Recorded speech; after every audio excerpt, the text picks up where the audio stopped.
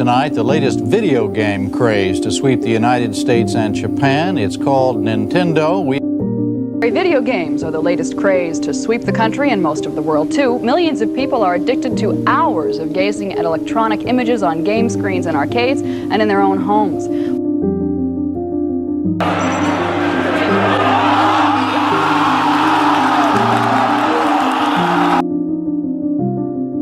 First one so far this half. 35 seconds left.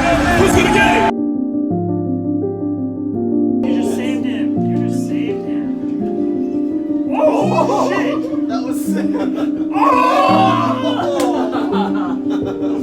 Should we save that?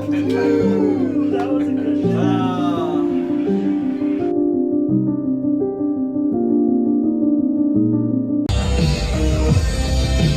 Oh shoot! What the heck? I didn't know that! Thank you all for competing in our second official Smash Bros. Tournament. I think the biggest upset of the night was clearly when Chase defeated Anthony in the first round. But with great pleasure, I introduce our third place champion. Second place, your second place champion. He died. And ladies and gentlemen, the reigning Smash King, Chase.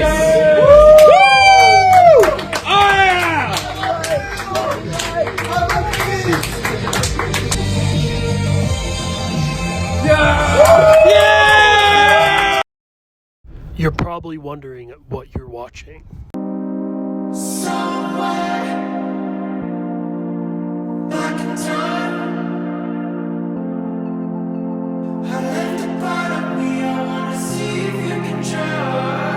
This world is beautiful.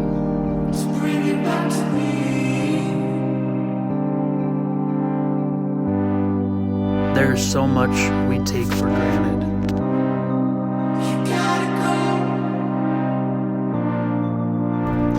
You never know what you have until it's gone.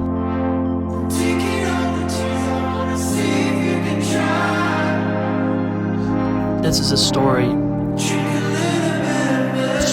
about something amazing,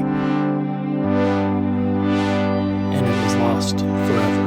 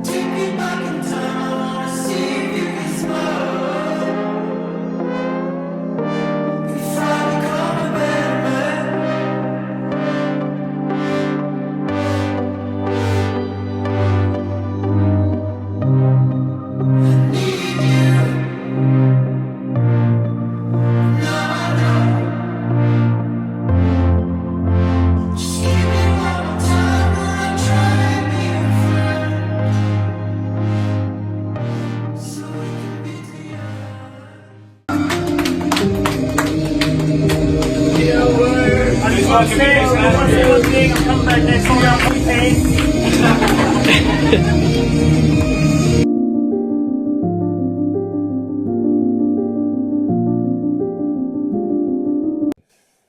That was, all there. Everything was going great, and then the night just ended.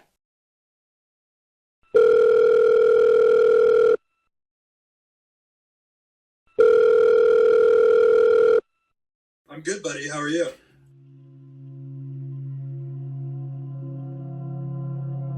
My name's Andrew. I went to high school with Daxton Macy. So we've been friends longer than half of our lifetime. Yeah, just about. I actually didn't realize that. That's crazy. Ever since I could walk, probably. I was probably 3-4 years old when I turned on my brother's Nintendo 64, and the rest is history, Man. what didn't I play? It's probably the better question. Definitely grew up on GameCube. I was playing Super Smash Brothers, Soul Calibur, Harvest Moon, all those types of games. Pokemon Coliseum, Pokemon XD. Yeah. I mean, that's pretty much what I grew up on. And then couch play was absolutely 2K. Why would you pass it to him? I played tons of 2K over at your house. Played a good bit of Madden in there as well, and then definitely Super Smash Brothers too. It always seemed like video games were the escape, right? It kind of feels like they are today as well. And, anytime you needed to shut your brain off, they were there to just kind of like disconnect, jump into a virtual world, and just leave the real world for a little bit. Definitely helped me through some hard times, man. I mean, I think even just, not just the times where I was alone, but you and we could just bond over some games and just like, if we had a tough day going through a breakup or whatever, I'd be like, all right, let's queue up some 2K. We'll be good. It's always the move. Video games were just something like always easy to talk about. Totally. And always just something easy to do and something that never got boring. I mean, we used to play until like 6 in the morning. When did you first hear about Nerd Night? Was I talking about it, or did you see like a post? Yeah. I think I had heard you talk about it. Like, I would ask you if you wanted to hang out, and you're like, oh no, I actually have Nerd Night that night, so I can't do it that night. But I think that was probably it would have been maybe 5 years ago-ish when I first started hearing about it. What did you think of it when you went that one time? It was honestly a weird experience. Like, here's the thing, Dax. I went into it super optimistic about what it was going to be, right? Like, cool idea, just bringing guys together. We're going to play Super Smash in the basement. We're just going to be chilling. I think somebody was going to have Pokemon cards or something. Just chill, like, rip packs for a little bit. And when I got there, I immediately got the sense that I wasn't welcome. Immediately. In fact, some dudes were like talking about like, we should probably like cap the amount of people that come, or like we should put a limit on who we can invite and stuff. And I was just like, all right, that's cool. I'm just chilling here, like not really taking up too much space. Thought we were just hanging, chilling, playing games. Like the whole essence of what makes Nerd Night cool is we don't have to think about that sort of stuff, right?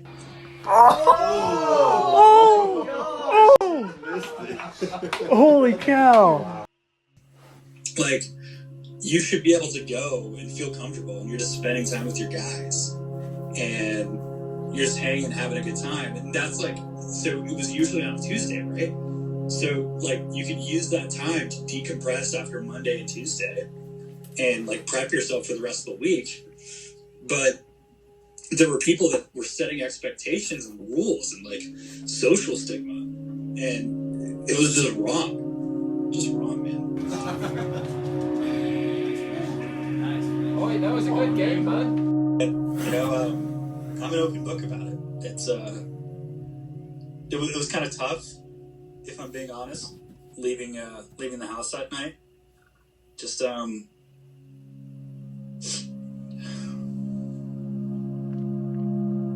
I just didn't know where I stood, Yeah, that sucks. That's not what I ever wanted. I mean, I'm glad you stayed friends with me after that. None of that animosity like bled into our relationship. Well, yeah, I mean, like what we knew is that like, Nerd Night might go away, but our 6 a.m. 2K sessions won't. What did you think when Nerd Night ended? I actually didn't know it ended. It ended like 6 months ago. What are you talking about? For what reason? I thought we talked about this. I didn't tell you. Are you serious? Yeah, I'm serious.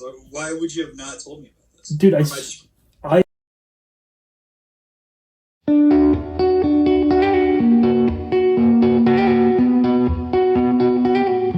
getting so many traps, I don't even know what I put down. No.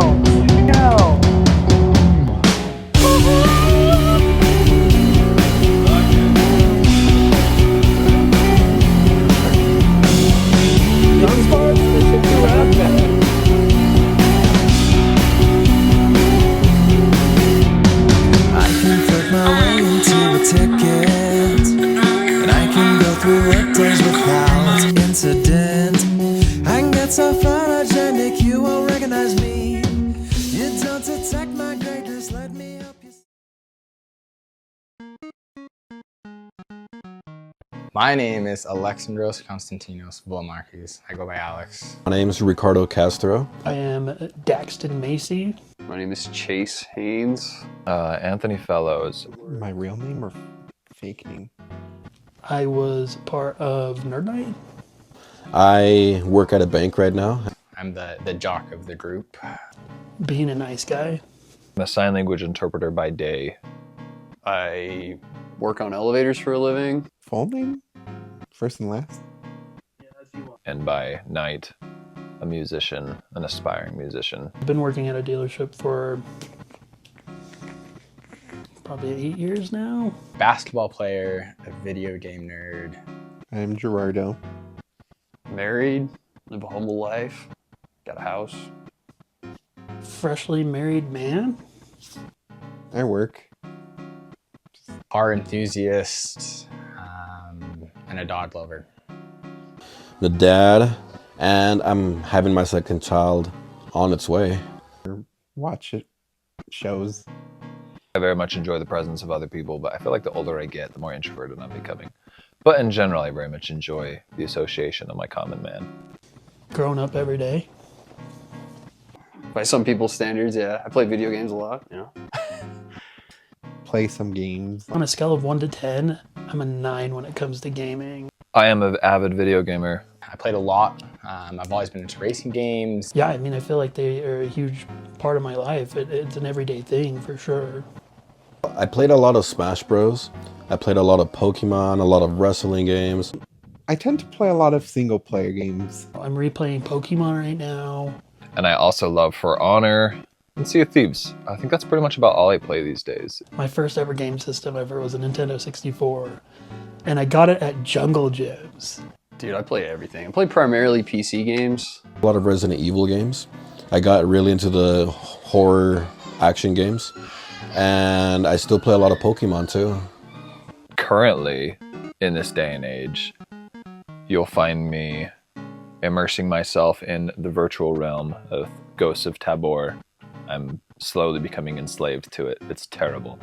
My first Pokemon game, my stepdad found a bag of Game Boy games in the apartment complex's parking lot, and that's how I got introduced to Emerald. Bayonetta, Nier Automata. Rainbow Six Siege was my favorite game for a long time. Smash. Those games I put so many, like thousands of hours into. But like the sensation that you get when there's like that little kid on the other end of the line and he's like, hey man, don't kill me, I don't have any weapons, please let me go. And it just like, there's that like switch that flips inside of you and you're just like, oh yeah, I'm not only gonna kill you, but I'm gonna teabag you too. And I'm gonna laugh the whole way I do it. I do also play 2K a lot. I play that the most consistently. PS3 days were my biggest days of gaming. Childhood was PS2. And I was always like a generation behind everybody else. So when the Xbox 360 came out, I played the PS2 until like the Xbox One came out, and then I got an F360 type of thing. I was always one generation behind everybody. It's like Midnight Club growing up was huge. Turok. I mean, it just depends on the console. Growing up, I used to play a lot of, well, I only had either like the N64 or the PS2. Pokemon always. I would say Pokemon was the number one. Any Yu-Gi-Oh game was huge too. Modern Warfare 2. Killzone was huge then. Grand Theft Auto 4.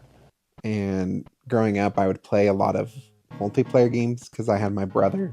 I think we've all kind of had that like classic split screen Halo experience with our buddies where we sleep over. James Bond, GoldenEye 007. When I got a Nintendo DS growing up, that's when I got into Pokemon. They're a remake of Knights of the Old Republic and they still haven't gotten it. I got a PS5 just for that. The best game ever made. I grew up not really playing a lot of shooting games. I think maybe part of it was because my parents didn't want me to have to do anything with guns. So a lot of them were a little bit more cartoon based. And any of the Zelda games, Nintendo 64, the original Mortal Kombat was fantastic. That was one of my favorite games. Now it's like 2K once a week. I like a lot of the party games though, like even modern ones though. I'm not just gonna fall into this nostalgic trip where I act like the good old days, because games are incredible today. I think they're better than they ever have been. They seem to be the one constant thing throughout my whole life, you know? Like no matter what I go off to do, whether I'm learning guitar, play the guitar, I always come back to video games. I might pick up something and put it down and like, you know, let's say the gym. I might go to the gym for a while and I get bored of that. But video games are always there. No matter what other thing I'm doing in my life, it's like the one constant thing. What keeps us coming back? Is it the story? Is it the high-intensity gameplay? Or is it something that really helps us get through the daily lives and struggles?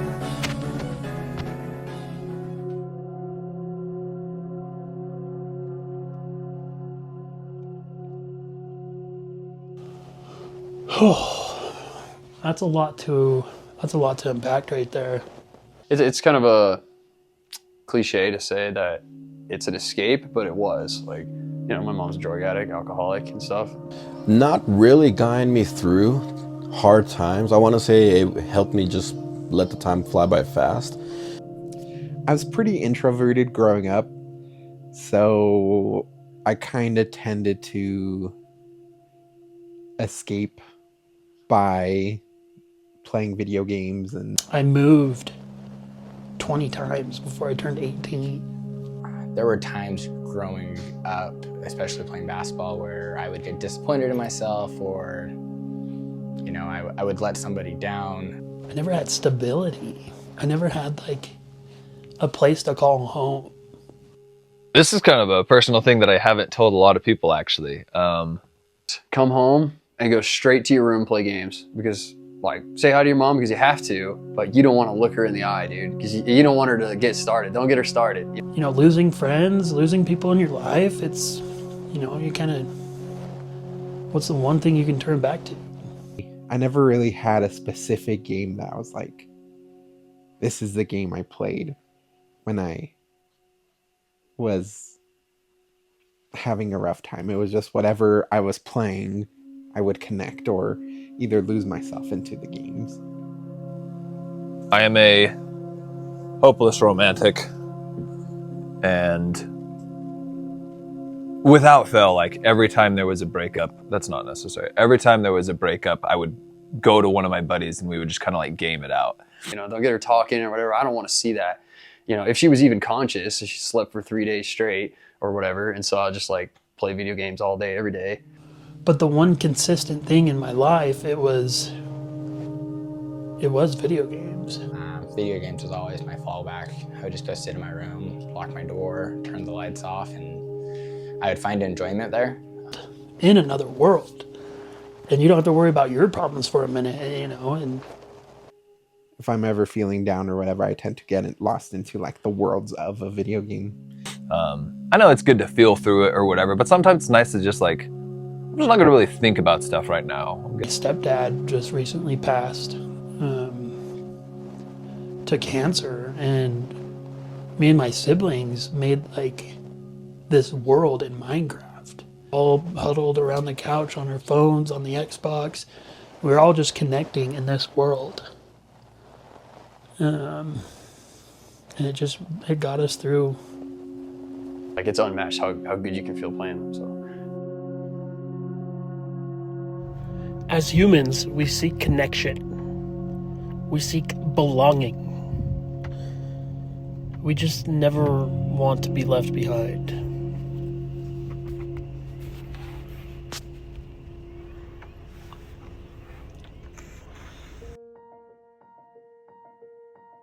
Nerd Night, and some other people may say this isn't true, but I think Nerd Night originally started with Ricardo and I. Dax, he's always been a good, dear, close friend of mine, working at the dealership. We've always shared similar values as far as gaming goes. We had similar tastes. And then, like 2 hours before we closed, there was nothing going on. And we would just whip out our DSs and battle. When I started working at the bank, because I wanted to pursue different paths career-wise, I got a chance to know Calvin, who was also interested in the same things I liked. So I figured, hey, why not get together one of these days and maybe hang out, play around for a bit. Where he met Chris, Steven, Alex, Gerardo. I used to work at a bank with Steven and Chris, and that's where I first met them. Chris let me know that he had been hanging out with a few other individuals. I think at that time it was Dax and Ricardo that were kind of the OGs of the group. The first night they did it, they met up at a McDonald's and I was too scared to go. I was like, who is this guy? We would meet up at McDonald's and we would play against each other and eat at the same time. So it was fun. And then we started realizing we should probably start having more people join in.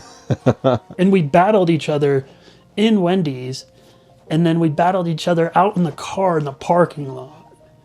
It was awesome. I mean, one day when we were at the bank, he brought in his DS and was showing me all his Pokemon, and that's when it clicked in my head. I'm like, man, I've played Pokemon my whole life. I consider myself a serious enthusiast. I collect all the cards, I collect all the games. I mean, crazy how it just started from there. Anthony, who owned the house that everybody would go to for Nerd Night. Well, I had this wonderful roommate. Chris invited me and just said, hey, there's a bunch of cool guys that we have. We like to play Pokemon together. You should just come join us. We do a bunch of Pokemon battles. And he just kind of led me on from there. And I met him when I was attending MTech, the trade school for automotive. And he was an interpreter there. He was doing interpreting for one of the students. And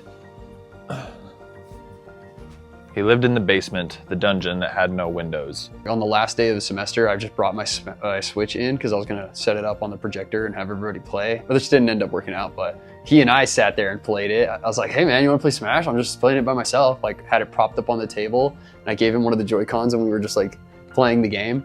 Got a job at a bank, and I had known Alex for a little bit.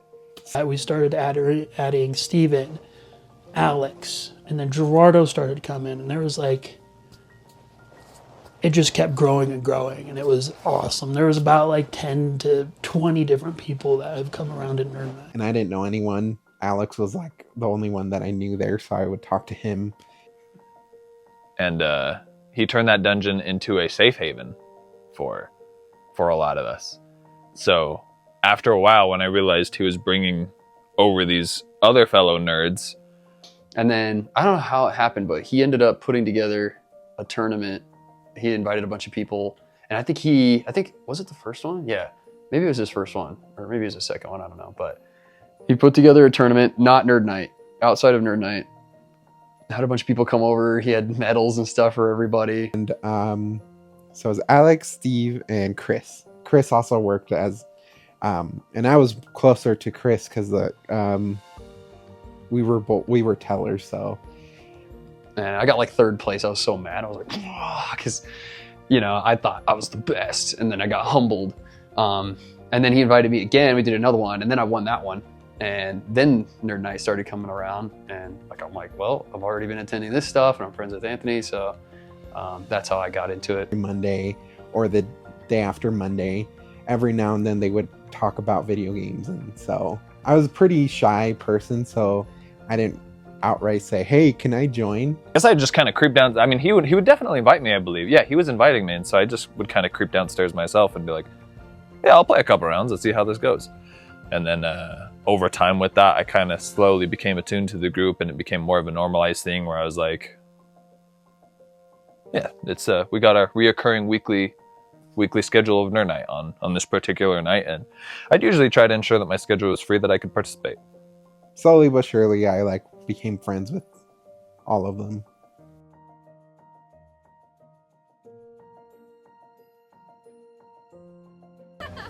Dude, pose by it. Make me want you. There you go, homie. That's what I'm talking about.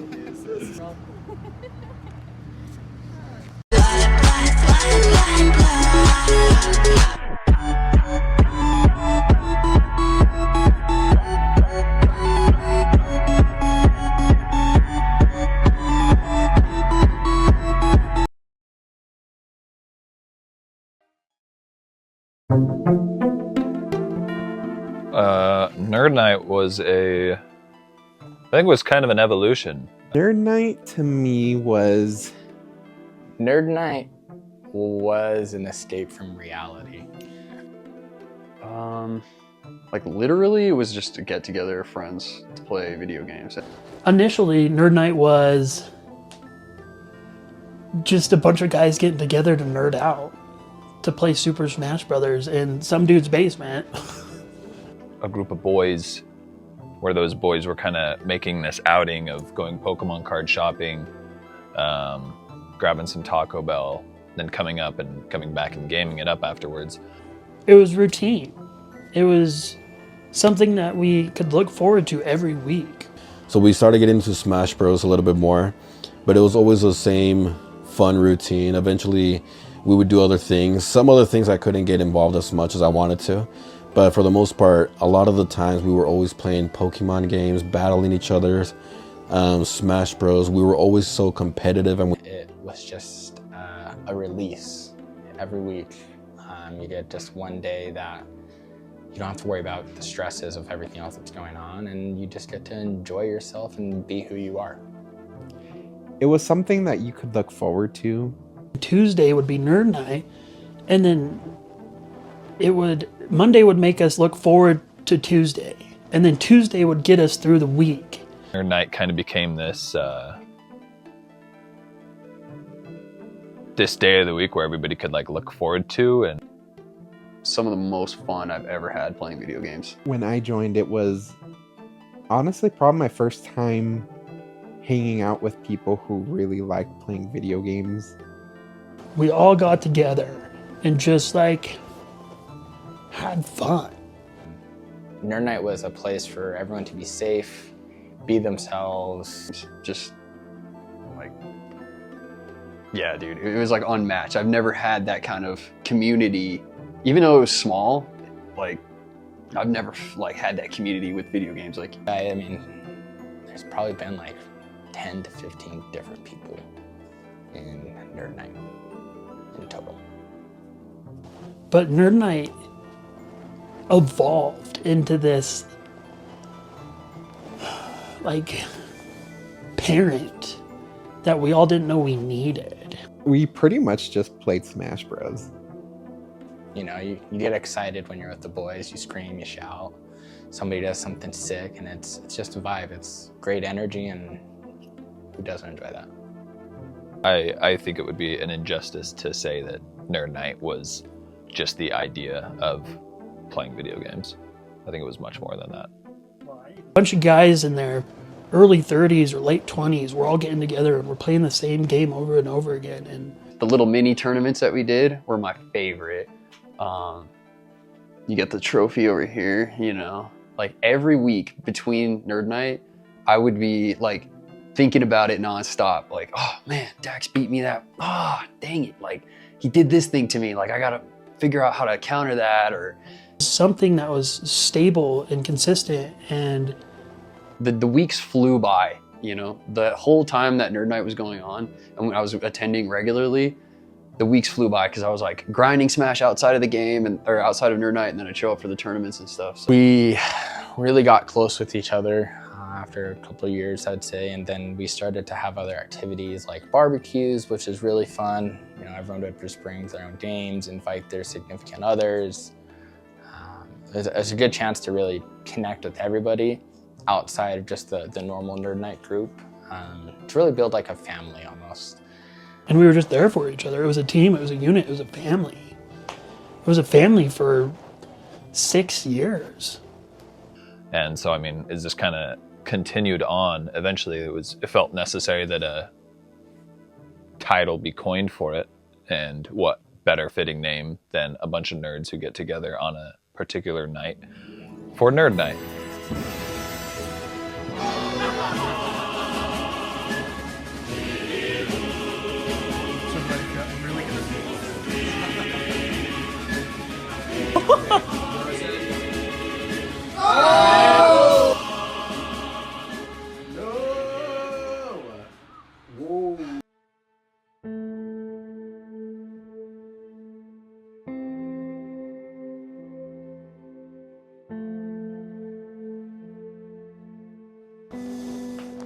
Anything crazy happened at Nerd Night? Oh my God, that's an understatement. I heard a bunch of these things from one of my fellow members. It was I'm actually glad I missed those things because I don't know what I would have done if I were there in that position. But I remember at one point we wanted to start like a boxing club with Anthony, and I really wanted to go do that, but it never really got to the point where we actually did a lot. I think they hung out at least once or twice, and then it just kind of stopped. I remember meeting that kid. He was at one of the tournaments, and he was like tweaking, right? Yeah, I don't think I was there the day he freaked out and like left. I heard about a guy that jumped over the fence. He was a roommate. He was maybe on drugs. He might have not. He just went crazy. I heard about that. And the basement we went into, it was part of this house, the 6-bedroom houses, and each room was rented out. Something I didn't witness as I left a few minutes prior, but one time at Chris's old place, one of the roommates was on some type of drugs. This particular roommate, who shall remain nameless. And one night he came down and played, and then he disappeared for a couple hours, and then we were still there when he got back. It was like 11 o'clock at night. And he comes downstairs and we're like, oh, hey, what's up? Came home high out of his mind, having consumed a plethora of illegal substances. And he sits down and plays with us, doesn't say anything. He doesn't say anything. And then we're like, okay, hop in, like, let's play. F words being shouted by the local authorities. And he's like, we were playing for like 2 seconds, and then he screams on the top of his lungs, I miss my family! Culminating in a colorful evening of blue and red and white, and ambulance stretchers and claw marks on his stomach, and freaking out. And he like gets up, and I'm like, okay, this guy is having like a psychotic break. I need to calm him down. I need to sit him down. And he's like, weed, acid, shrooms, alcohol. And I was like, oh shit. He was trying to get in. I was leaning on it. And you could just like hear him smacking the door as hard as he could. And I tried to calm him down. I look at Anthony, the owner of the house, and I told him, you have to call the cops. You have to call the cops right now. This guy's gonna hurt someone or himself. We finally hear the outside door open, and I was able to run up and lock the door. And I turned around, because I ran up the stairs from the basement, and you enter the kitchen and the exit. And I turn around, and there's this girl that's running out of room to Anthony. And she is terrified. She was terrified. Yeah, she was terrified. She thought we were all getting into a big fist fight with all the slamming and the banging and shouting and everything like that. And so she was terrified. And he was flinging himself over the fence, and it's like a wired chain link fence, and the tips are like that. And he's jumping back and forth, and he had a leather jacket on, but he had no shirt under. So there was like all these scratches all over him. Oh my God. It was wacky, dude. Like, it was incredible though, how he like, I don't even know if he could pull off what he did sober when the way he flung himself over the fence and landed his scorpion front flip. Like he landed it, claw marks, but like, it was incredible. It was quite impressive. His athleticism really shined. And he just kept going, and then he tried to run around to the sliding glass door in the back, and you just hear a boom. Dude, it was crazy. I had blood on my door. There was blood on my door that night. I had to wash that blood off. Homeboy flings himself over the fence. He's like all scraped up, pounding on my door. I have a hole in my ceiling. That hole in my ceiling is still there. And we walk out, and he's running towards the cops. The cops was like, get down right now. And he's like, oh, and he puts his hands behind his back. He's like, help me. Freaking out. And then like the ambulance comes in, puts him on a gurney, straps him down, and he's screaming, I'm gonna live forever. And I lost it, dude. It was the scariest. Like, that kid traumatized me, dude. I think about that sometimes. Like that kid could have killed us. Someone on crack, dude. There was someone on crack in that house. We were just playing video games. Oh my God, that was crazy. Just thinking back on it now, I forgot so many details. There was like 8 cop cars that pulled up. Because I was like, why is everyone... I asked the cops, why are there so many of you? He's like, we heard the screaming. We thought someone was getting killed. He like hopped it, fell over, and then he hopped it again back again. I feel like we're about to like release the caged animal. Shoot. Accident and shrooms. He's probably on weed. He's a tenant. Hey, get on the ground! Hey. Turn around! Yes! Fucking yes! Holy! Here! Let me live forever! No! No! No! No! No! No! You guys get multiple calls from all around? You guys get multiple calls? Well, that's good. I'm glad our neighbors are proactive. I was one of the last ones to show up to the Taco Bell, and when I pulled up, there was a hit and run at the intersection of the Taco Bell. One time at Taco Bell, where someone ran a red light, and right before Alex walked into Taco Bell, he saw this. This dude just smacked this woman, hopped out the car, and just started running. And me and a bunch of other guys were like, holy shit, we gotta stop that guy. Guy like chased down the guy that hit this girl and like took him back and was like holding him like this. This guy was huge and he was holding this little guy that hit into this lady and just waited for the cops. Like, sure enough, this like behemoth of a man, like 6'6", he was probably like 300 pounds. He just laid that dude the fuck out. He cremated him, and he literally dragged his ass back to the car until the cops showed up. Then we went in and battled Pokemon and just ate our tacos. Holy crap, that was such a trip though. The kid on the drugs, like, I felt so bad for him. He got kicked out obviously after that, but oh man, there's some shit that happens you never forget, and that's one of them. That's crazy. Oh my gosh, dude, that was nuts.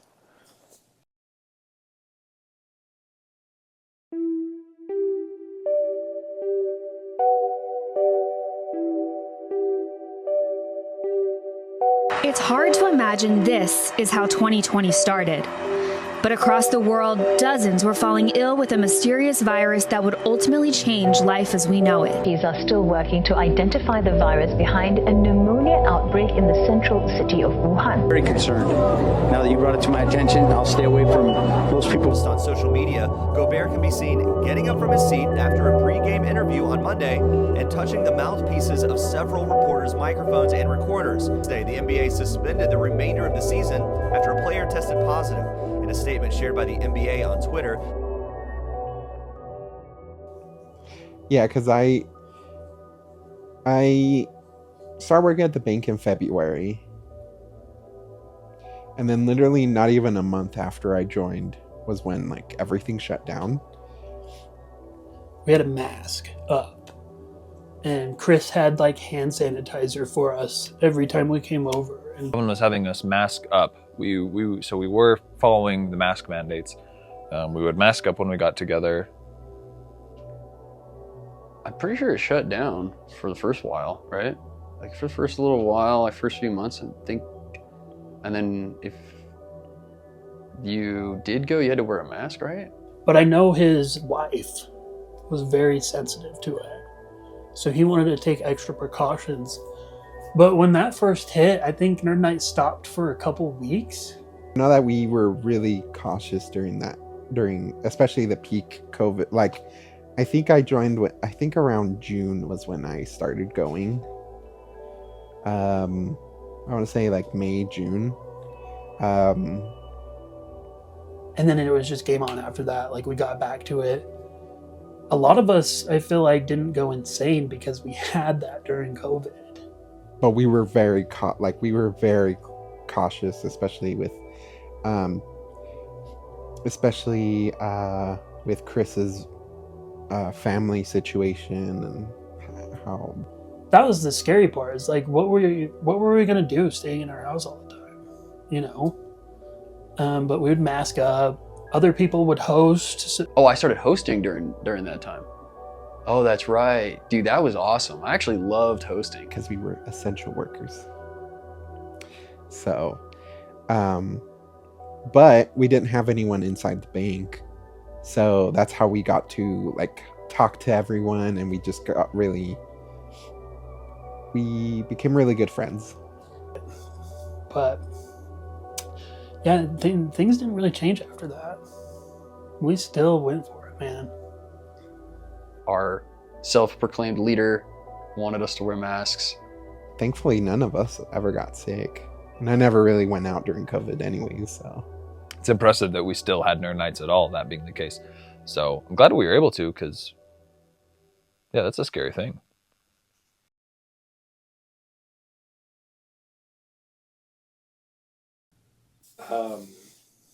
Did everyone get along?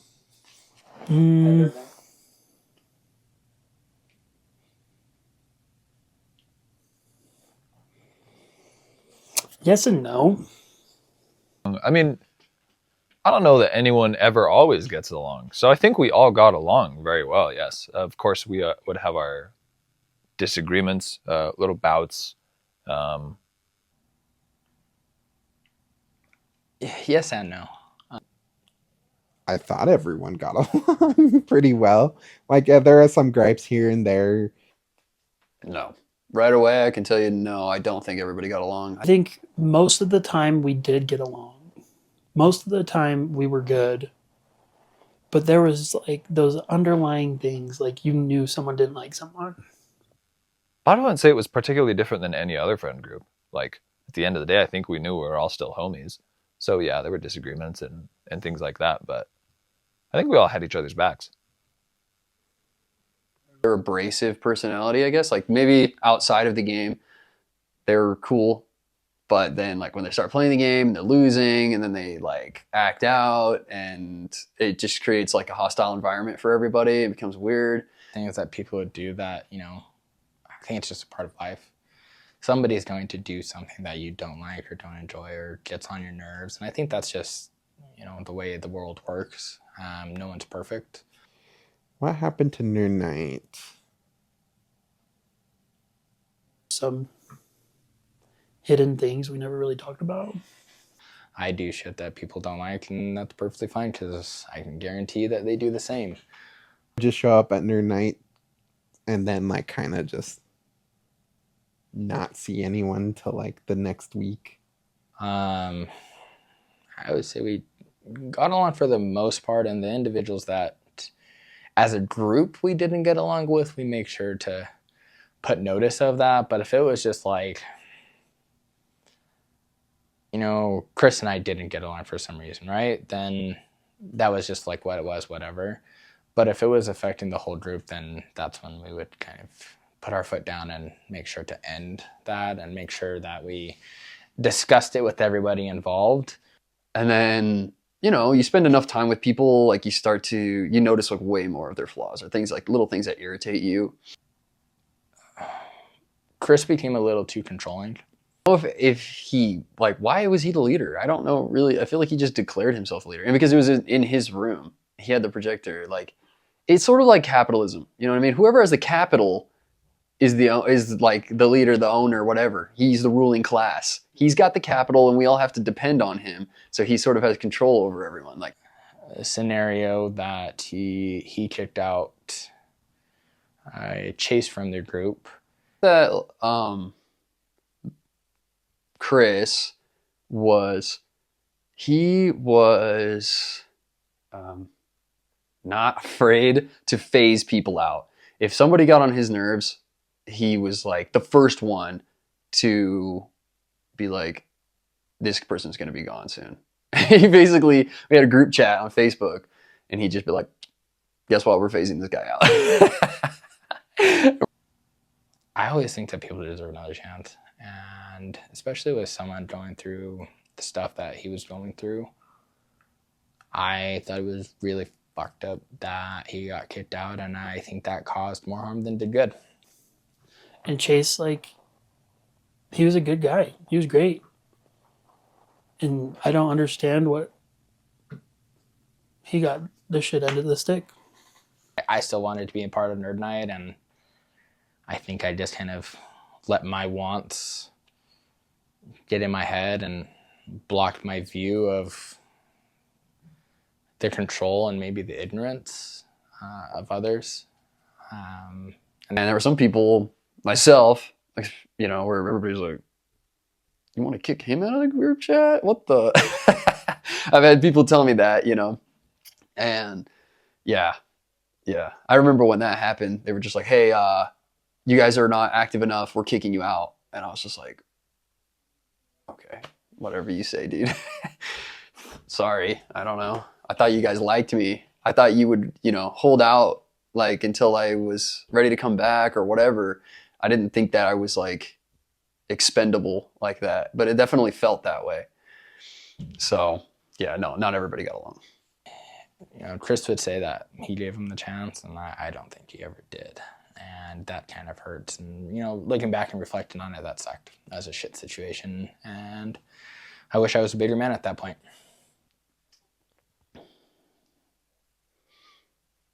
He's so dumb. Yeah, dude, that hurt my feelings. That was probably that was the first moment, because it was me and Anthony that were getting kicked out. I think that was the first moment where I really felt like, oh, maybe I wasn't, maybe they didn't like me as much as I thought. You know what I mean? Because it's like, maybe it's more fun when I'm not there. I started thinking all this stuff like, is it that I'm just inactive? Is that why they want to kick me out? Or is it also that like the game's more fun when I'm not there, and that they didn't like me as much as I thought they did, or as much as I didn't, maybe I wasn't as much a part of the group, because I did feel like an outsider. A lot of you guys already knew each other, you worked together, and I've always felt like an outsider, you know? So me coming in, it's like, of course I'm gonna be the first one out, you know what I mean? Dude, I could tell from like almost the beginning, I could tell with him. I was like, something's off with this dude. Like, I want to like him, but there's something like, I don't know who I brought it up to. I mentioned it to somebody. I'm like, is it just me, or is this guy like a little weird? Like, it was you? Okay, yeah. I remember saying that, and I'm like, I feel bad for saying it, because he's a cool guy. Like, I'm so glad he's hosting this. I'm so glad that we have this, you know, and I'm grateful to him and everything, but like, am I the only one who notices this stuff? Like, he's a little bit controlling. He's a little bit like kind of weird like that, but I just ignored it for a long time, and then it bit me in the ass. So I was like, at that point I was still pretty active, I think. And then after that, like, I think I was drinking at that point already, but I was not as into it as I was. Like, I hadn't reached like my level of depression where I was becoming dependent on alcohol. And then I had like an incident where I was drinking a lot, and I was basically running around the neighborhood, because like we, you know, me, Alex, and Chris all live pretty close together, like within walking distance. So I had a moment where I was like really, really low, and I needed someone. I had to get out of the house, and I was completely intoxicated, and I ran to Alex's house.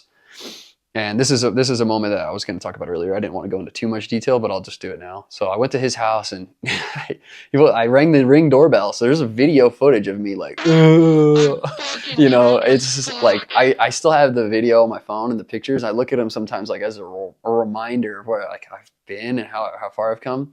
But also like, I'm like, man, I can't believe that was me.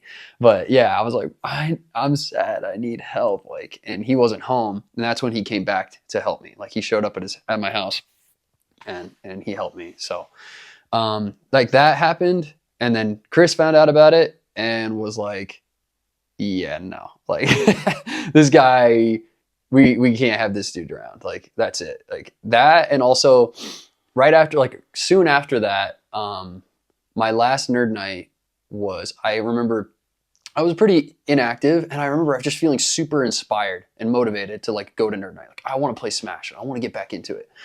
And I didn't message Chris letting him know that I was going to be there.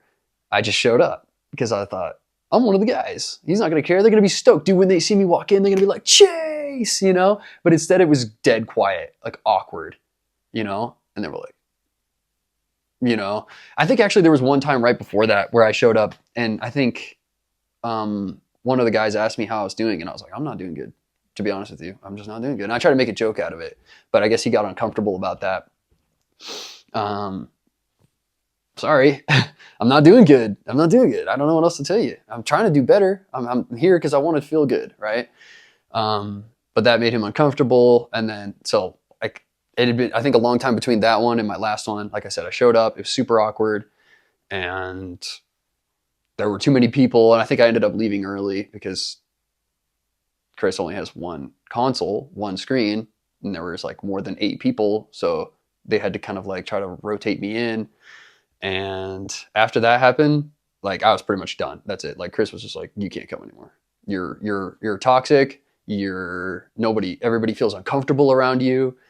And yeah, like that was the last one. I was just like, dude, what? I remember losing my mind over that. Like the message he sent me, I remember I went over it a million times. I sat with you in the car.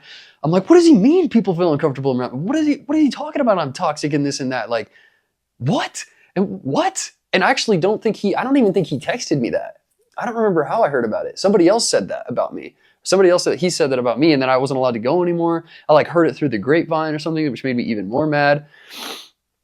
And I'll give him props. I'll give him, credit where it's due. He did. I reached out to him and I was like, what the actual fuck is going on right now?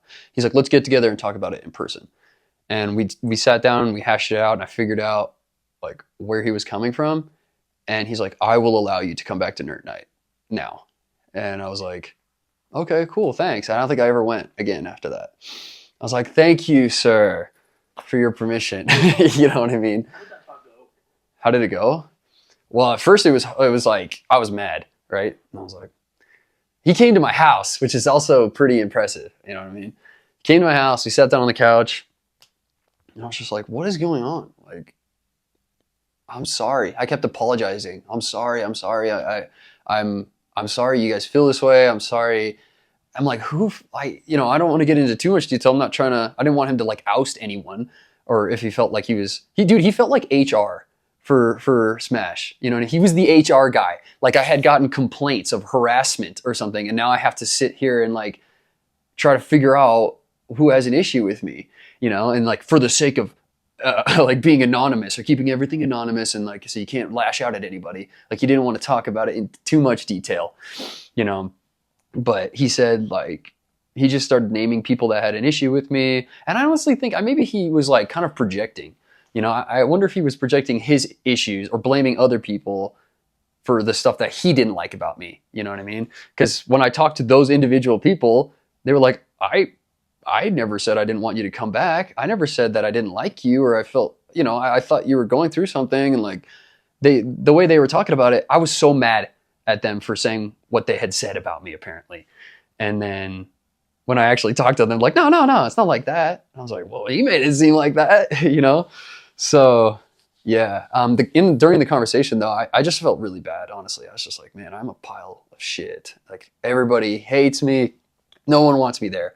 It doesn't matter if I like atone for my sins. Just the fact that I'm there makes everyone uncomfortable in general. So I'm not going to be there anymore, and that's how it ended for me.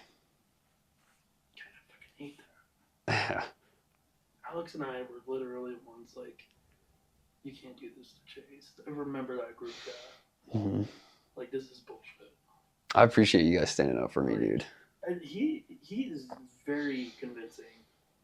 I don't know what it is, but he's like, I think it comes with that control. Mm-hmm. Like trying to like convince people, like that's why he told you, like all these people are feeling this when we weren't. We're like, he's probably going through something. Why would we make him go through even more doing this? Like, yeah, that's not what friends do. Mm-hmm. And I told him, like, Calvin, like, if Alex and I were doing that, you would never do that. And that just tells me that I was never really his friend. He never considered me his friend for real. You know what I mean? And because, yeah, like you said, friends don't do that, so. It was not being treated as a friend. But this one person, like, started doing things out of Nerd Night and wanted to invite me. And I thought we were friends. Are we just Nerd Night friends? Like everyone else, we're all friends outside of Nerd Night. Why is it just you and me that are just Like, why don't you invite me to your birthday? Why do you go boating with other people without me? You don't even think. And your excuse is that I don't come to things. Like, yeah, I just got out of a relationship, man. Like, and that was the worst relationship of my life. You knew that. I told you that. And he's still like, oh, you don't come to things. Yeah, but I'm still a friend. I still care about you. I still talk to you whenever you need it. Like, an invite is an invite. And it shows that you actually care. So it just started from there. And then I just started seeing more and more. Gaining all this power, and he's abusing it. Because he hosts all the time, right? He has a big projector. We can't say no because all 8 of us can play on this big projector and not have a problem with it at all. But he tried to get Chase out one time, and then, I wasn't getting invited to things, and people were just feeling excluded. But then when Nerd Night would come around, it was just normal. We didn't feel like it was normal, but no one else acted differently. So Alex and I actually experienced both like a breakup at the same time. So we were kind of hanging out more outside. Gerardo wanted to hang out with us more, so we were hanging out more like outside of Nerd Night. And then Chris got like offended that we weren't like hanging out with him. And he would get upset like if we didn't make it to Nerd Night. And then we were all hanging out together. We were upfront with him. We didn't tell him we weren't like trying to ditch him or anything. We were truthful. But it was just hard because like I'm going through this thing, and then Chris just didn't understand. And Alex and I just kind of bonded over our breakup. So we were just playing a different game together. And I think Chris got jealous. To put it bluntly, I mean, there's so much more that goes into it, but him and Alex were pretty tight. But I think Chris got jealous, and he sent out a text one Nerd Night saying, I'm not hosting Nerd Night, so you guys aren't invited. Something along those lines. But then after that text, he was like, but I'm still going to have so-and-so over to play Smash tonight. And I lost it. Everything was just building up and building up and building up. And when he said that, I exploded. After this breakup, after my frustrations with Nerd Night, the 2 like things I loved the most at that time exploded in my face. And I sent him this huge, long, like 1,000-word essay of how bad of a friend he is and how he's never really looked out for anybody, and it was only him. And he didn't care about anybody else. And it, like, killed him. He was pissed. He wasn't pissed off at me. He was just hurt. And I wasn't trying to, like, hurt somebody. But I messed him up pretty bad. And he told me that to my face. Like, that text really, really hurt me. I'm like, I'm sorry. But you sent that horrible text to us, kind of kicking us out of Nerd Night. And it was just not fair. It wasn't fair. And you knew that. And he's just like, well, you never came to anything and blah, blah, blah. And I'm like, no. Your ego got inflated. You started to get greedy with power and control, and you flopped it. So initially, I ended Nerd Night. In a way. I think it was everything around it, but that one text screwed it all up. Because I was the good guy. I wanted to keep everyone together. I wanted to resolve everything. I loved everybody. I cared for everybody. And then when, like,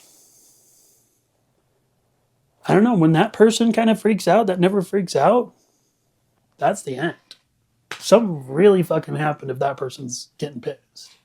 When Dax went through his breakup, I also ended things with my fiance, which I regret. I wouldn't say tricked, but I was just blind to all the stupid shit that I was going through with that individual, and I won't name her, as there's still some respect there, and I don't think I would have, I know I wouldn't have proposed, and things probably would have ended a lot sooner, because that was just not a healthy relationship, and Dax was in a very similar situation, and we really bonded over that. I think I went through my breakup first, and he was there for me and really helped me, and then, you know, shortly after he went through his, and his was a little more emotional. There were some actions that were taken by the other individual, Dax's former significant other, that were definitely not okay, and it threw Dax down a spiral, and he needed somebody, and nobody else wanted to step up, and I took the reins on that. And since then, we've had a great relationship. Like I said, he's one of 3 individuals that I would trust with my life, and that I would trust, you know, to always have my back for not only myself, but for my future family. That's just something that really means a lot to me. Me and Dax started to do our own things every now and then. I became very busy.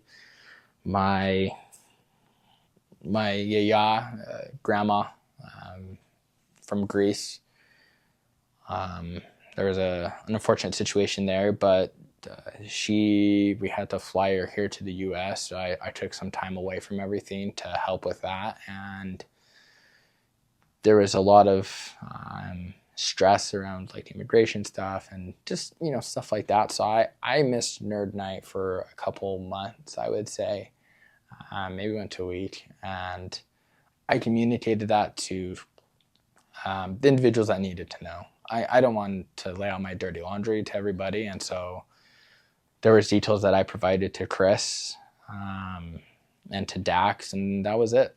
I didn't think that anybody else had a need to know, and I don't want to air my dirty laundry. Well, through that, you know, there was times where I would get done with doing whatever I was doing late in the day, like 9 o'clock, and I just didn't feel the energy to go to Nerd Night. So sometimes I would ask Dax and be like, hey man, you want to come hang out with me at my house, as Chris just lived literally 2 seconds away, just right down the street, and said, hey, then maybe we can play 2K, take a step away from Smash Bros, you know. It's always nice to have a change. And we did that. We didn't do it every week. We did it probably like every other week. And that was fine. There was no issues that we were aware of. That was just kind of what we did. And there were times where we just wouldn't go to Nerd Night, and we would just do our own thing, just him and I, as Dax was still going through his breakup during this time. And so sometimes he would just be a little emotional and didn't want to have to air that out in front of a room full of other individuals. Although we were close with them, it's different. You just don't want to do that. Nobody does, you know. That's why I respect the people that do like the therapy stuff, or like AA members when they talk, because it's, you're in a massive room and you have to tell your story, and that's very hard and very personal. And if you don't have the trust or the courage to do that, which a lot of people don't, you don't want to. And that's what Dax did. Dax didn't want to have to air that out to everybody. It wasn't necessary and you didn't have to, so he aired it out to me. And, you know, I was going through my own stuff, and so I just didn't have the energy to go do Nerd Night. And I didn't want to be the guy that was sitting there being a sad sack, you know, bringing the group, the energy down, so I just avoided it. I was also going through some financial struggles, and that was that. And once again, I communicated that to Chris, as I still had a close relationship with him, and I let him know. But as time went on, and Dax and I grew closer, and, you know, not as frequent, but like I said, maybe every other week we just would do our own thing. I guess Chris took offense to that, and that really sent Nerd Night down into a spiral, as accusations were starting to be made and assumptions were being made, that Dax and I didn't care for Nerd Night, and we were trying to abandon it, and we were lying to people. I've never lied to anyone. I aired out my dirty laundry to that individual as I had a ton of trust and respect for him, and I wanted to let him know. And instead of acknowledging that, he used it against me, and it sent us to a downward spiral. And then I don't understand where he got this, but accused me of being an alcoholic, and aired that to my closest friends, Irvin and Dax. Not a smart move. Those individuals are brothers to me and will always tell me everything as they did. And to me, that was the end. Is he accused me of being an alcoholic as well as my significant other that I'm now engaged with, because of photos that were posted on Instagram. We went to a bar for my significant other's birthday, and then her birthday's right by Christmas, and then we celebrated on New Year's. Who the hell doesn't have fun on a birthday or New Year's? Unless you're some hardcore fucking Mormon, which do whatever you want. I'm not a religious man like that. I'm going to go fucking celebrate and drink. Outside of that, I don't drink. His wife, Chris's wife, posts more photos of alcohol than anybody I know. But she's not an alcoholic, and that just rubbed me the wrong way. You don't say stuff like that behind people's backs, especially to people that they're really close with. That's treacherous and it's fucked up. You don't do that. If you had an issue, you should have approached me with it and said, hey, Chris had issues with alcohol, and that's perfectly fine. I can respect that. But I never forced him. I never invited him to drink, and I never drank in front of him. And to me, that's what a respectful individual would have done. But in return, I was accused of being an alcoholic, and like I said, that just kind of started the downward spiral of Nerd Night for me and for Dax, as that relationship really, really grew thin. And then he sent a text message after years of relationship to Dax and I, which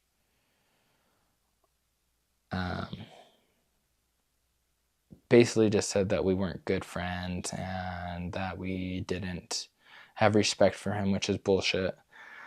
And that hurt. He kicked us out. It was a singular decision. I talked to the other individuals in the group. It was his decision to be made. He made that decision to kick us out by himself, like he was this clan leader. And that sucked. That was 5 years of a good relationship, and I did a lot for him. I would support him at car shows and run his booth with him and provide business advice and stuff like that. And I really did it all for him. So that really hurt. And my response, as emotional as I was very respectable and professional. And I joke with people, but I responded to him as if I was responding via a work email. Just very professional, no emotion, and I cleared the air. Dax, on the other hand, tore his ass a new one. Literally, there was nothing held back, and my perspective on that is, was it deserved? Yeah. Was there a billion times better way to present that? Yes. But emotions were high, and Dax acted upon emotion. And like I said, after 5+ years of relationship, I can't blame him for acting the way he did. I don't agree with what was said, or not with what was said, how it was said. I think his point was made, and I respect that as a man. He stood his ground and made sure that his point came across. I just think that there was a better way to do it. But that was kind of the start to the end. I might be still around if I didn't send that text. Oh, man. Happened so long ago. Towards the last moments, we started having less and less people show up. It's barely a blur, honestly. I'm pretty sure we played each other that day. And what's funny is knowing that if I were to know that that was going to be the last time I would have hung out with them, I think I would have, and along with others, I think we would have made it a little bit more special, pretty peacefully, in my opinion. As far as I'm aware of, people just stopped hanging out, and people got different jobs, and people just had different things to do, and it was a little bit harder to have people all hang out at the same time. From my understanding, that some of them even started hanging out by themselves afterwards, which obviously doesn't bother me. You can, but as far as I know of, I would have known that it ended it peacefully. I sustained a pretty life-altering injury, actually, and that threw me back. Like I was in the hospital for 2 weeks, and then I was gone from I didn't come back to my own house for 8 weeks. And it was an injury with my hand. And so, I mean, as you can imagine, hand is a little bit imperative for video gaming. And so that in itself put me really far back. And it's like I hadn't hardly seen you guys at all. And I showed up, I came after, you know, I had healed up and everything, but I didn't have kind of the same, I didn't have the same attendance record, I suppose, because it got significantly more intermittent after that point. Is I lost a little bit of contact, things, and I don't know if you want to call it politics, discrepancies seemed to kind of start arising among the deeper members, and I think with that, things just kind of snowballed. Whenever I walk into a room or whatever, and it just feels different, I could tell that certain things were happening in the background. There was drama between people being excluded. Like there was like the main Nerd Night group chat where we would all share like, oh, we're playing games or whatever. And then I know that there, from what I heard, there was like little different groups of people. And I know that it started happening towards the end where we didn't even know if Nerd Night was happening until like literally an hour before it happened. They're like, hey, let's join for Nerd Night. And then, well, like we only learned about Nerd Night happening like an hour before it happened. And so like some of us couldn't join because we already had made plans, or it was always like some weeks it was more towards like some weeks it was like pretty steady where it was like, okay, for sure every Monday or Tuesday or whatever day we switched it to. And then days where it's like we didn't even know it was canceled until like last minute, where it was like, because we tend to hang out around like 7. So a few of us were getting tired of not knowing if it was going to happen, because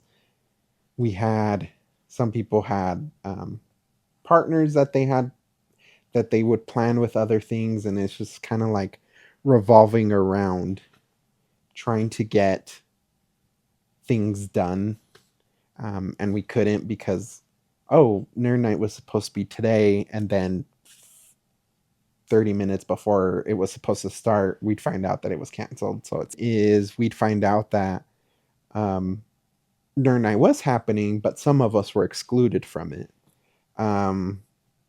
Usually, at least for me, usually I was excluded from knowing that Nerd Night was going on. So, like, I didn't really mind it, but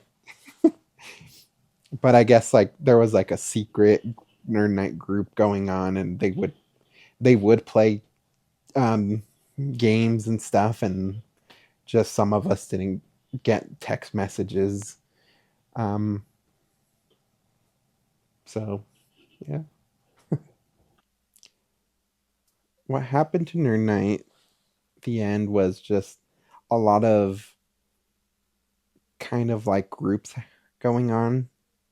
A lot of groups going on that were excluding certain people. And also kind of like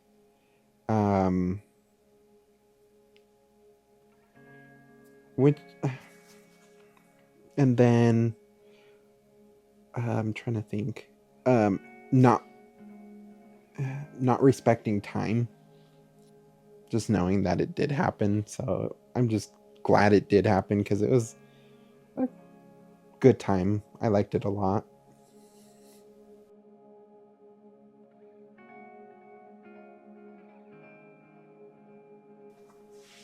Yes and no. Do I wish none of that happened? No. I got to see the true colors of some individuals, and that's what I needed. And it was different. It wasn't the same anymore. I wish it was still around with slightly different, like in a slightly different form, I guess. Like, I loved the weekly thing. I love that. I wish there was a little more flexibility. Like if we were to bring it back, for example, more room, you know, like different leadership, more flexibility, you know. I don't know, looking back, that I can say exactly what that difference was, but I know that it just didn't feel the same. I don't know if it was a lack of unity among the members themselves anymore, and that's what felt off. Everybody needs a wake-up call, and that was my wake-up call. Do I miss the energy and the vibes of Nerd Night? 100%. Do I miss the individuals and seeing them on a weekly basis and playing the games and having that fun and, you know, having that relationship with Chris? I do. I've extended the olive branch to Chris multiple times, and it's never been reciprocated. It was no longer the same kind of like excitement and just kind of forget about everything. And it was like there was less laughs. It felt like there was less people being themselves, maybe, and that might be too just like reading into nothing.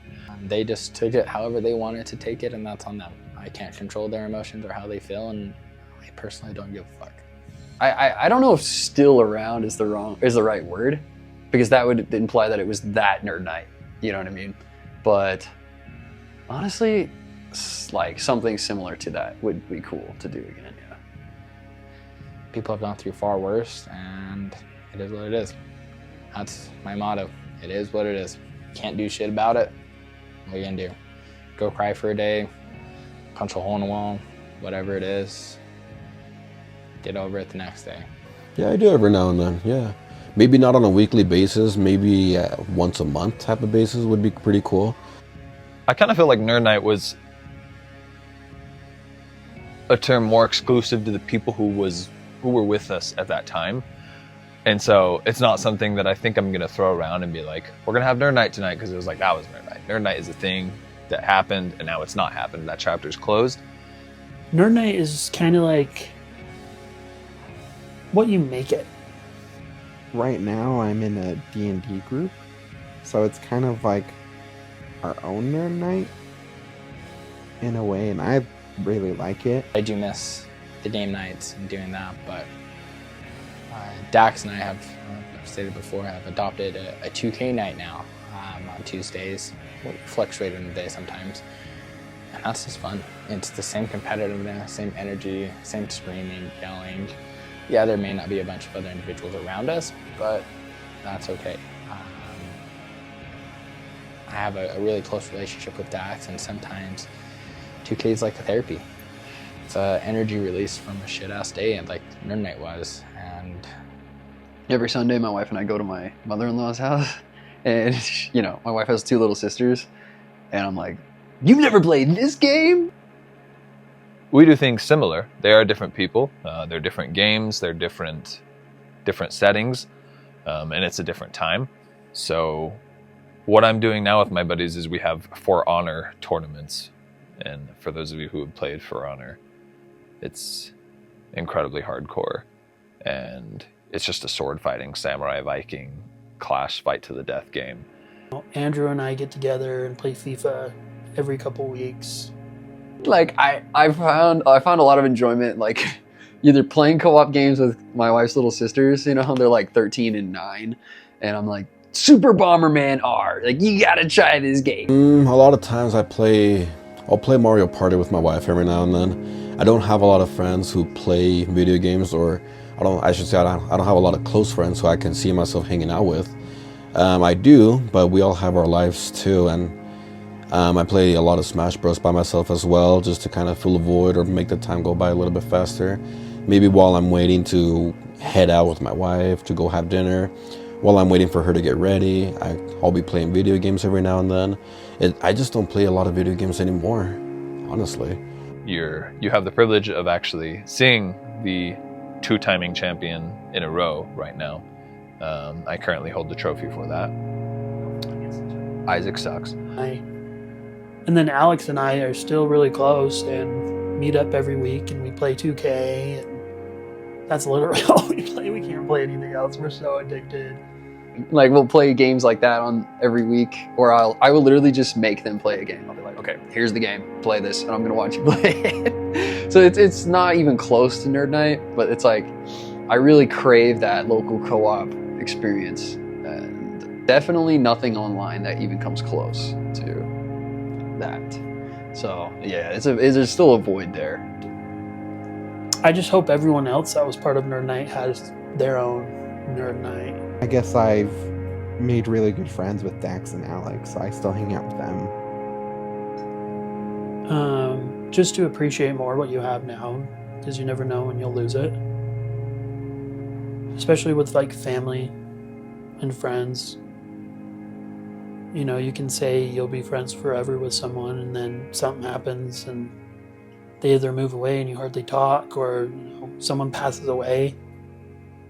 There's so much that goes into that. You never know what's going to happen. So I'm just trying to appreciate more of what I got now, so I don't regret it when it's gone.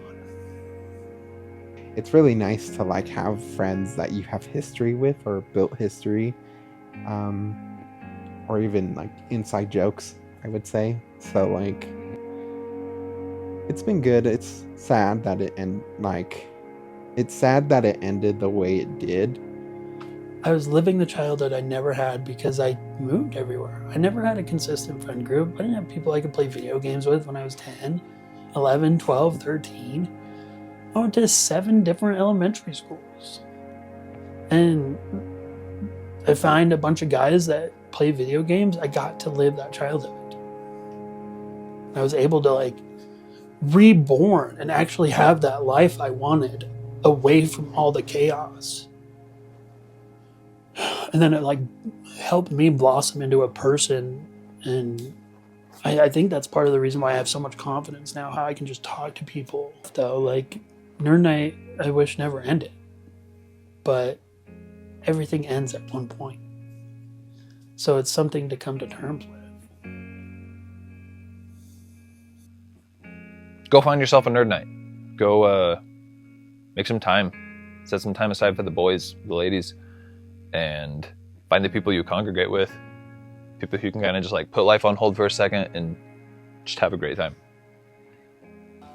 Just enjoy it as much as you can. You know, sometimes it's not a forever thing, but just make the most of it, you know. Have to learn how to lose, you have to learn how to win. You can't be arrogant, you can't be pushy. Just be yourself. It's just a matter of hanging out with your friends and just enjoying the hell out of it. Looking back at my adult life, dude, there are a few things that I cherished as much as Nerd Night. Like the memories I had from Nerd Night, there are a few things that reach that level for me. You know, I would encourage, if you're sort of a homebody, you know, look for like-minded people and try to, if you can have a Nerd Night type experience, if you can get something like that together, it's if somebody else can have an experience like that, go for it. Get out of your shell, meet people. You never know what's gonna happen. You know, if I hadn't met Anthony and just been like, hey, what's up? Like, it's cool that you like that you're an interpreter. That's awesome. Hey, I had a conversation with you once. Do you want to play video games with me? You know, if I didn't put myself out there, like I would never have met you guys and stuff like that. So yeah. And I actually think that the friendships I've made, like with you and Alex and, you know, everybody, I think are relationships that could go for years and years and years. So definitely a huge thank you and a huge hats off, and I really do hope everybody's doing well. Here we are now. I think life is better than it ever has been. So, anything else? Oh, Jesus Christ, I'm sweating. Oh, I just hope that everyone else has their own nerd night.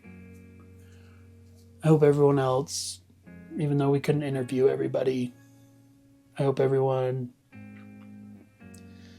has their own nerd night. I hope everyone has their own thing that they hold on to, that we like how we held on to nerd night and how great that was. I hope everyone kind of has that. That was the sucky part. Like, I feel like I'm a little more responsible of everything ending. I could have just let it go. But that's not the adult thing to do.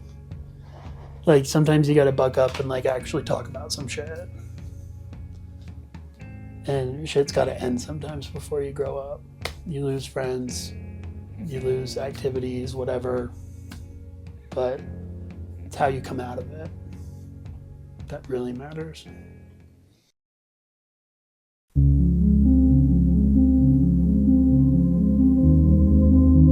And shit's gotta end sometimes before you grow up.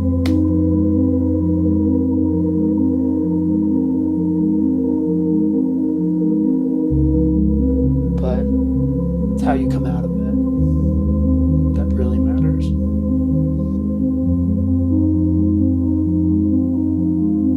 I was honest. I aired out all my laundry. I'm just trying to appreciate more of what I got now.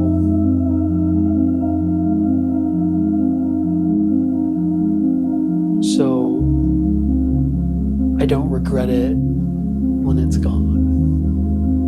Go find yourself a nerd night. Go make some time.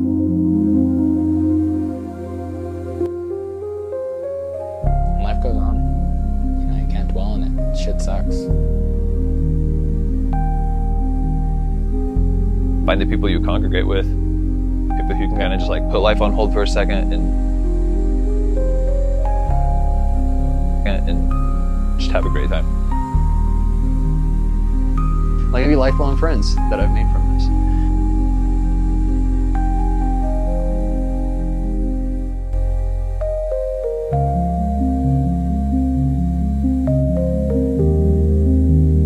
Get out of your show, get out there and try to make something like that happen because you will not regret it. So I think the events were unfortunate, but I don't regret them happening.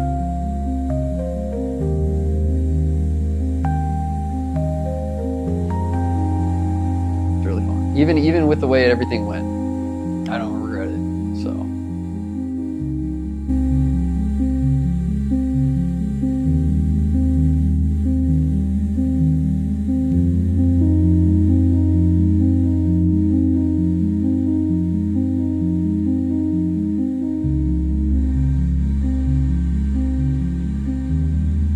Signing off, reigning Smash King right here.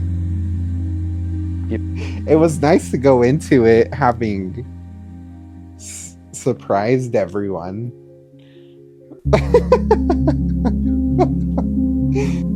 I'm gonna say this once. Mother frickin' Ludwig. Well, this is Rig Lake City. This is my final Smash. I'll see you in the next round. If you want to get your ass kicked at Smash, you know who to call. Want everyone to be happy, love each other, and make cupcakes. I'm also gonna say this. Hot feet. You get stronger as time goes on.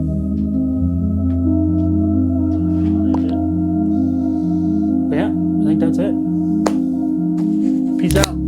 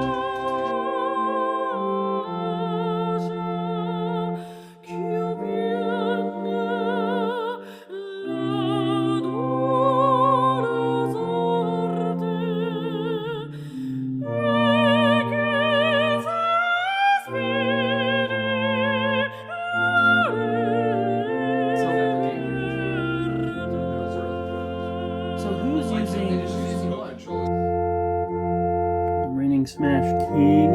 Life is accepting that you're not gonna be